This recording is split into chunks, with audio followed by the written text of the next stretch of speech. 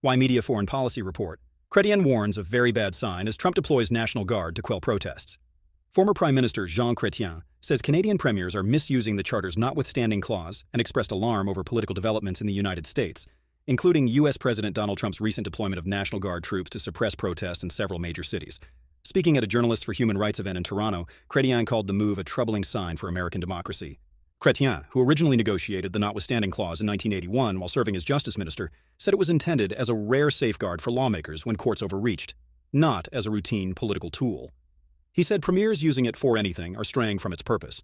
Recent examples include Alberta invoking the clause to end a teacher's strike, along with previous uses in Quebec, Ontario, and Saskatchewan.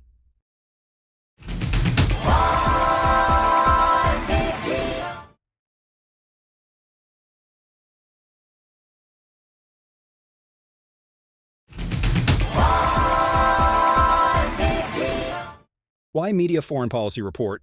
Israel confirms hostage remains as Tanzanian student amid ongoing exchange under ceasefire. Israeli authorities have confirmed that the remains returned from Gaza on Wednesday are those of Joshua Loitu Molel, a 21-year-old Tanzanian agricultural student who was killed during the Hamas-led attack on October 7, 2023. Molel had been in Israel for less than 3 weeks, training at Kibbutz Nahal Oz.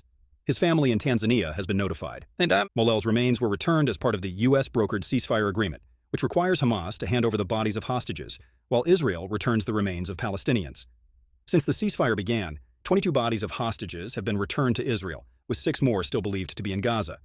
Israel, in turn, has returned 285 Palestinian bodies to Gaza, though local authorities say identifying them is difficult because of a lack of DNA testing resources.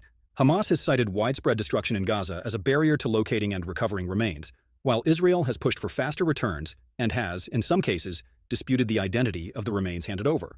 Separately, Israel announced a new closed military zone along its border with Egypt to curb arms smuggling, including the use of drones. Defense Minister Israel Katz said security forces will be authorized to fire on suspected smugglers, calling the trafficking a serious threat.